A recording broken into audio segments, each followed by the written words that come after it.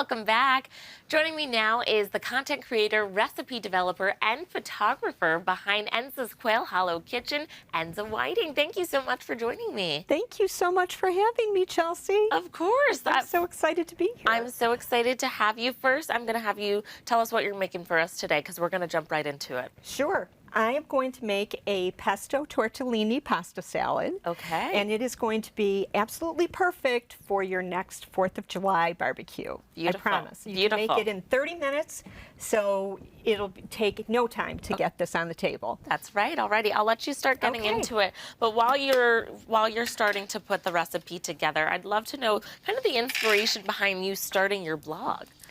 Oh, well, the inspiration really comes from my mom and my grandmother. So over the years, I really wanted to find a way to memorialize all of their recipes and to keep our Italian traditions going. Nice. So I was originally thinking about doing a cookbook, but then when I was talking to people, they were saying, you know, you really should think about doing a blog, because then it'll be not only be here forever, but then it'll be here for lots of people, not just your family. I love that. So that's what I did. During COVID, I did all the research and figured out how to do it. And then just shortly after that, I started the blog.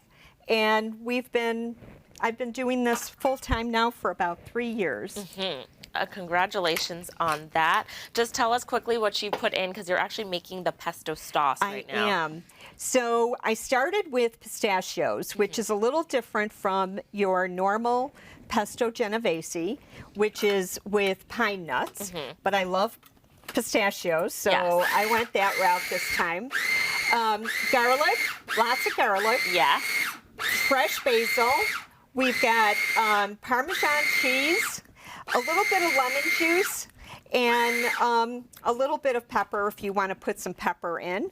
So we've got the basil ready to go here. We're going to add a little bit of olive oil. Olive oil. Can you just press that for me? Yeah, I can. Push that down. There we go.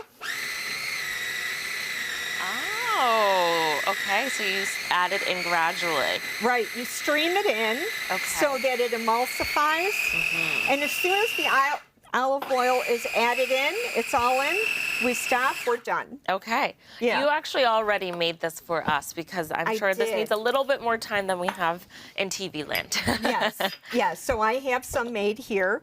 And the great thing about pesto is that you can make it ahead of time. Yes. And store it in the refrigerator and just put a little bit of olive oil on top, and it'll stay fresh for a long time in the fridge. Beautiful. And then you can use it for all kinds of things. Okay. So You've already made your tortellini. I've already made the tortellini, so we can get going here. Okay. We're going to add a little bit of pesto. While you put some of the pesto in, I'm going to add in some halved cherry tomatoes. Beautiful.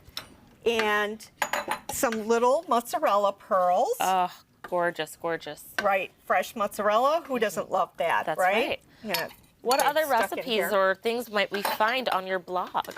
So primarily Italian food, but you can we'll also find a lot of American favorites too. Okay. So my husband got a smoker a couple of years ago, so we've been practicing with that. Oh, nice. And barbecue.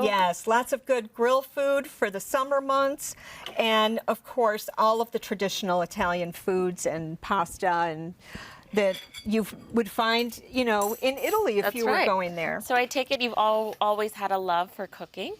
Always. My grandmother was an excellent cook, and my mother was a very good cook. And so my hope was that I was going to be able to help carry on that tradition. I love it. I love it. Let's take a bite of our masterpiece. This looks amazing. Cheers. There you go. Cheers. That's so good. Thank you. That was nice and easy. It's so simple. In the time it takes to make your tortellini, your can make the pesto's pesto. done, and your pasta salad's ready to go. There you go. Okay, so what do you see for the future of your blog? So I really would love for everybody to know about Enza's Quail Hollow Kitchen, because I want to be able to share all of these recipes with everybody in the community. Yeah. But you know, I'm growing it on social media slowly. I've learned so much over the years about how to manage the blog and do all these different things. So my hope is that it's going to be around for a long time and that people really enjoy it and come and visit me in my little corner of the internet. Of the internet, that's right.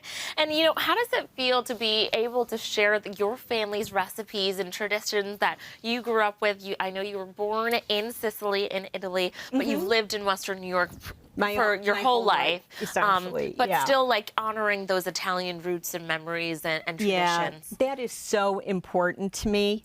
And I have to tell you, I am so proud of the fact that so many people in my family now have access to all of these recipes. Yeah. So I've had my cousins, my aunts and uncles from Italy comment on, oh my gosh, I remember when we used to make that, or Nona used to make that for us. And so now they have access to these recipes. It's beautiful. And my 3-year-old granddaughter made one of my salads the other night. Oh my goodness, So that is so special. Pride. That is amazing. Well, thank you so much for coming on and bringing your deliciousness to our kitchen.